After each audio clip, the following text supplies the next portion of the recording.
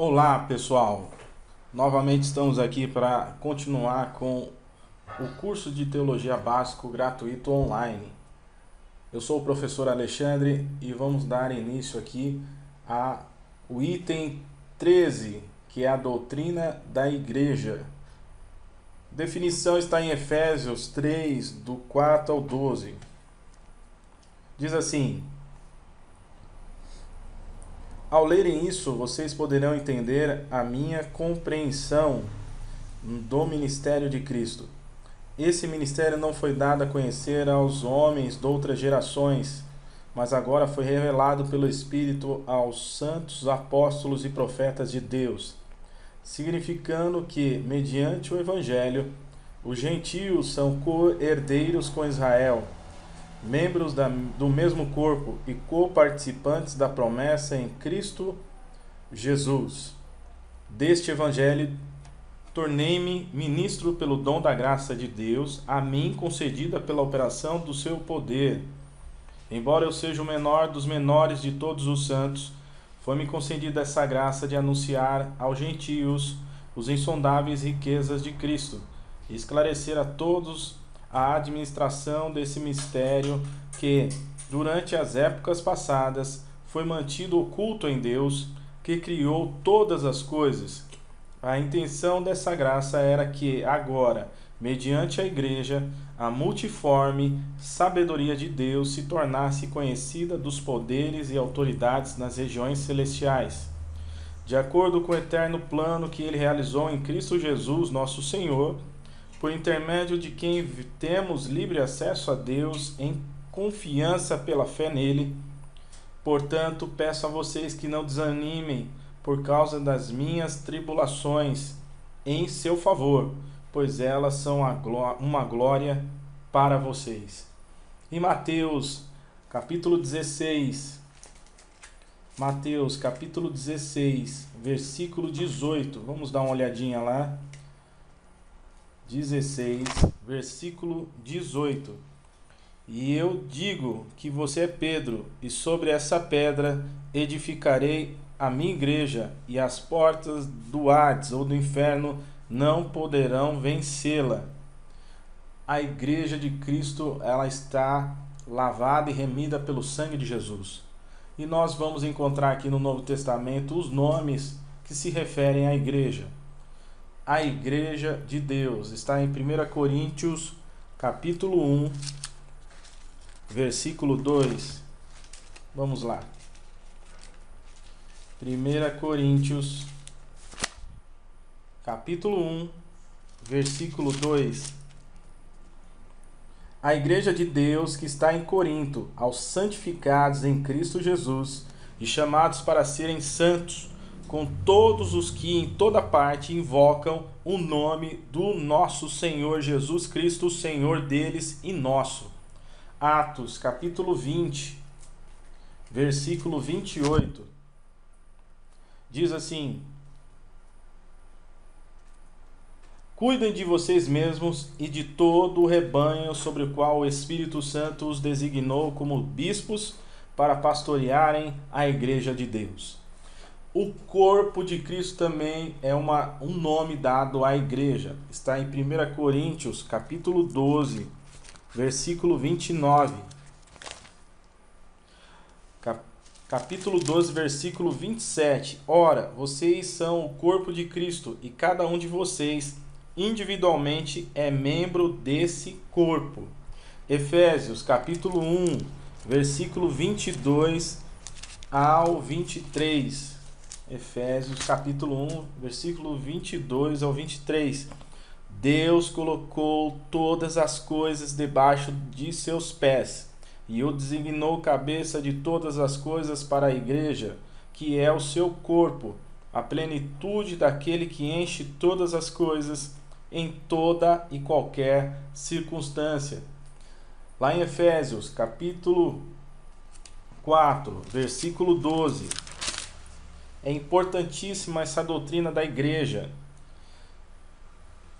Vamos lá, capítulo 4, versículo 12. Com o fim de preparar os santos para a obra do ministério, para que o corpo de Cristo seja edificado Também é descrita a igreja como a casa de Deus. Está em 1 Timóteo, capítulo 1, 1 Timóteo, capítulo 3, versículo 15.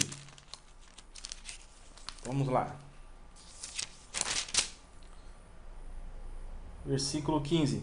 Mas, se eu demorar, saiba como as pessoas devem comportar-se na casa de Deus, que é a igreja do Deus vivo, coluna e fundamento da verdade. Aleluias. Vamos lá. Também a igreja é o rebanho de Deus. 1 Pedro 5. 1 Pedro 5, versículo 2 ao 3. Vamos lá. 1 Pedro 5, do 2 ao 3. Pastoreiem o rebanho de Deus que está aos seus cuidados. Olhem por ele, não por obrigação, mas de livre vontade, como Deus quer. Não façam isso por ganância, mas com o desejo de servir.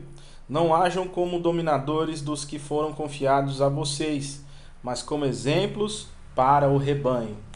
A igreja de Cristo também é a noiva de Cristo. Está em Apocalipse, capítulo 21. Vamos lá em Apocalipse, capítulo 21.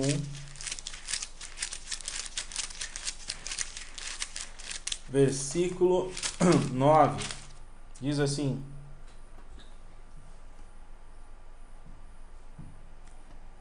Um dos 7 anjos que tinham as 7 taças cheias das últimas 7 pragas aproximou-se e me disse: Venha, eu mostrarei a você a noiva, a esposa do Cordeiro, a igreja do Senhor. Romanos, capítulo 7, versículo 4. Vamos lá em Romanos, capítulo 7,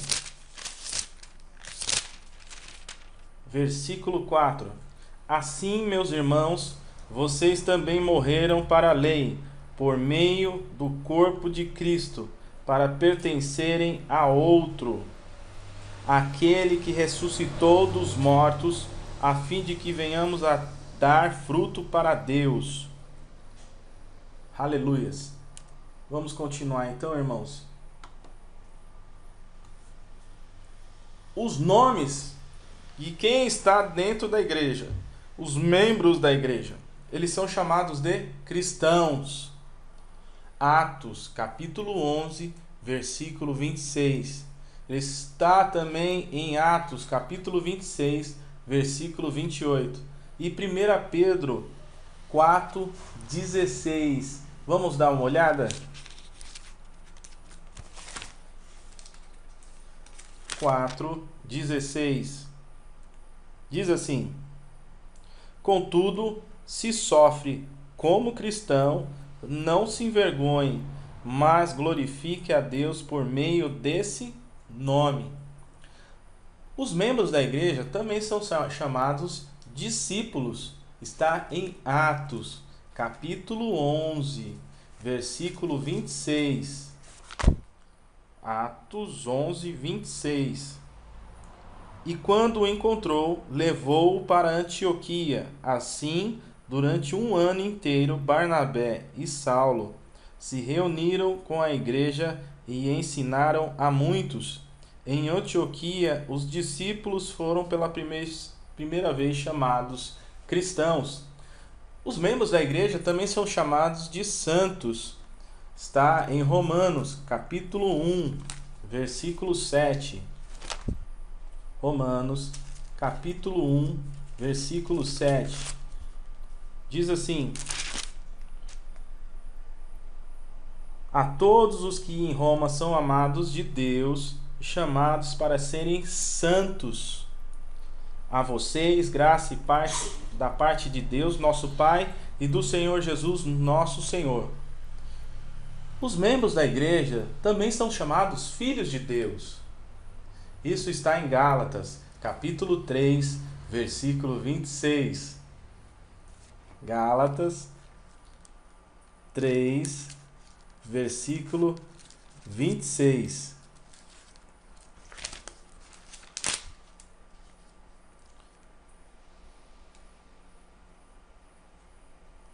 Todos vocês são filhos de Deus, mediante a fé em Cristo Jesus.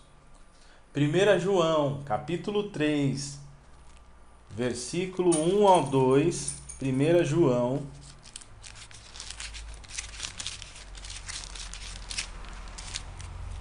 lá em 1 João, capítulo 3, versículo do 1 ao 2. Vejam como é grande o amor que o Pai nos concedeu, sermos chamados filhos de Deus, e que de fato somos. Por isso o mundo não nos conhece, porque não o conheceu. Amados, agora somos filhos de Deus, e ainda não se manifestou o que havemos de ser. Mas sabemos que quando Ele se manifestar, seremos semelhantes a Ele, pois o veremos como Ele é. Todos os cristãos reunidos são um sacerdócio santo.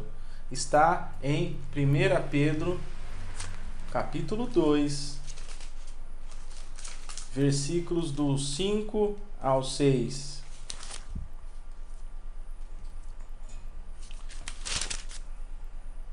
Diz assim: vocês também estão sendo utilizados como pedras vivas na edificação de uma casa espiritual, para serem sacerdócio santo, oferecendo sacrifícios espirituais aceitáveis a Deus por meio de Jesus Cristo. Pois assim é dito na Escritura: eis que põe em Sião uma pedra angular, escolhida e preciosa, e aquele que nela confia jamais será. Outros nomes são crentes, os eleitos, o dos caminhos, Atos 9, 2. Alguns nomes que são dados aos membros da Igreja de Cristo. Quem é o Senhor da Igreja? Uma das mais vibrantes doutrinas da Bíblia é a que trata do senhorio universal do Cristo sobre todas as coisas. Ele é chamado de Senhor do sábado. Marcos 2, 28. Ele é chamado Senhor dos exércitos. Salmo 24, 10. Ele é chamado de Senhor. Filipenses 2, versículo 11. Ele é chamado de Senhor da igreja, etc. Ele também é o cabeça da igreja. Está em Efésios, capítulo 4, versículo 15. Vamos lá em Efésios 4, versículo 15. Antes, seguindo a verdade em amor, cresçamos em tudo naquele que é a cabeça, Cristo. Na cabeça estão os órgãos vitais do corpo: os olhos, os ouvidos, o nariz, a boca. Na cabeça está o cérebro, que comanda o corpo. Nós temos a mente de Cristo. 1 Coríntios, capítulo 2, versículo 16. 1 Coríntios, capítulo 2, versículo 16. Quem conheceu a mente do Senhor para que possa instruí-lo? Nós, porém, temos a mente de Cristo. Aleluias! Louvado seja Deus. Vamos continuar, irmãos, a verificar a doutrina da igreja. Já vimos quem são os membros da igreja, a definição de igreja, quem é o Senhor da igreja. E vamos verificar aqui, a igreja é o corpo de Cristo. O corpo depende da cabeça. Lá em João, capítulo 15. João, capítulo 15, versículo 5, diz assim: eu sou a videira. O próprio Jesus falando nessa passagem. Vocês são os ramos. Se alguém permanecer em mim e eu nele, esse dará muito fruto, pois sem mim vocês não podem fazer coisa alguma. A cabeça é que comanda e nós somos o corpo e devemos estar ligados na cabeça. Glória a Deus. O corpo é inseparável da cabeça. ele dá a glória do corpo. Cristo é a glória da igreja. Se um crente perde a comunhão com Cristo, começa a morrer imediatamente. Como é o acesso à igreja de Cristo? É importante conhecer as Escrituras que dizem respeito dos requisitos necessários para fazer parte da igreja de Deus.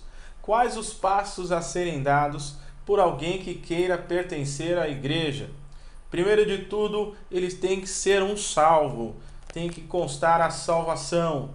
A igreja é uma comunidade de salvos. Vamos ver o que está escrito em Marcos, capítulo 16, versículo 15. O Evangelho de Marcos, capítulo 16, versículo 15. E disse-lhes: vão pelo mundo todo e preguem o Evangelho a todas as pessoas. Quem crer e for batizado será salvo, mas quem não crer será condenado. Atos, capítulo 16, versículo 30. Atos, capítulo 16, versículo 30.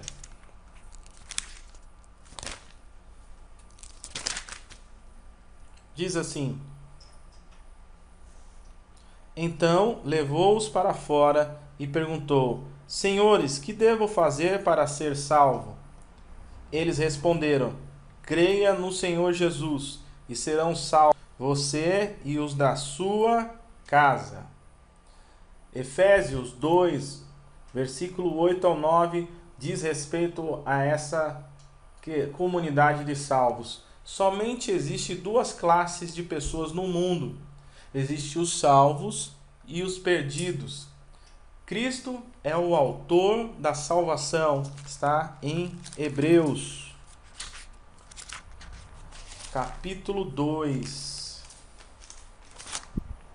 versículo 10. Ao levar muitos filhos à glória, convinha que Deus, por causa de quem e por meio de quem tudo existe, torna-se perfeito, mediante o sofrimento, o autor da salvação deles. Ela é fruto da sua morte. Está em Gálatas, capítulo 1, versículo 14. Gálatas, capítulo 1, versículo 14. No judaísmo, eu superava a maioria dos judeus da minha idade e era extremamente zeloso das tradições dos meus antepassados. Mas Deus me separou desde o ventre materno e me chamou por sua graça. Essa salvação é fruto da graça de Deus, da morte de Jesus. Nossa salvação é grande, está em Hebreus, capítulo 2. Hebreus, capítulo 2, versículo 3.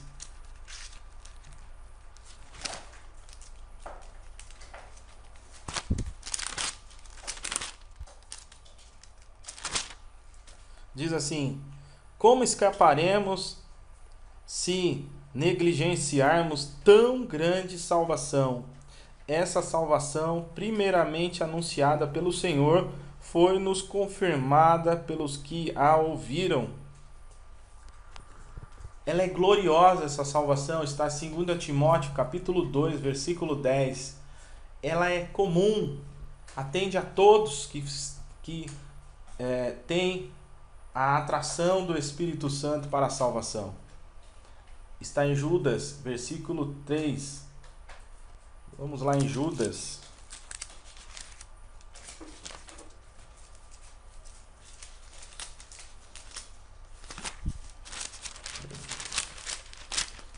Judas. Amados, embora estivesse muito ansioso para escrever a vocês acerca da salvação que compartilhamos, senti que era necessário escrever, insistindo que batalhassem pela fé de uma vez por todas, confiada aos santos. é eternal, Hebreus 5:9, é para a eternidade. Logicamente, em conversão, arrependimento, novo nascimento, todas aquelas doutrinas que nós já verificamos nesse curso na parte de doutrinas fundamentais. Outro critério para que a pessoa seja aceita e pertencer a uma igreja, ela tem que se batizar nas águas. Está em Mateus, capítulo 28, versículo 19. Mateus 28, 19.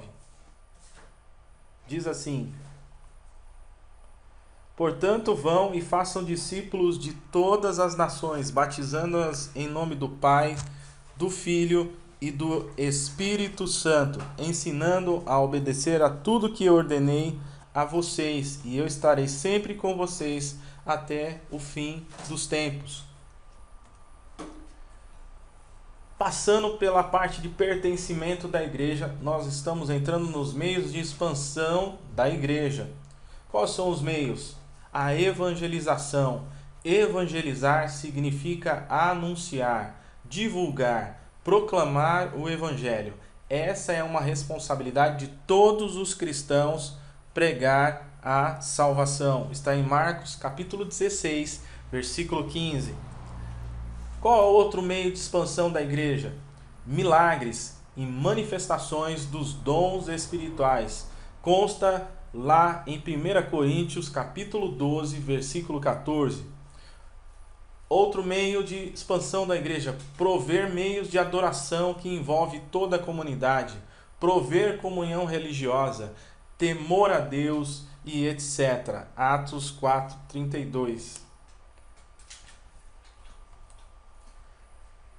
Então, passamos agora pela doutrina da igreja. Acompanhe comigo os próximos vídeos, estude, e nós, nesse final dessa matéria, nós vamos aplicar uma prova para que você faça também, ok? Até o próximo vídeo.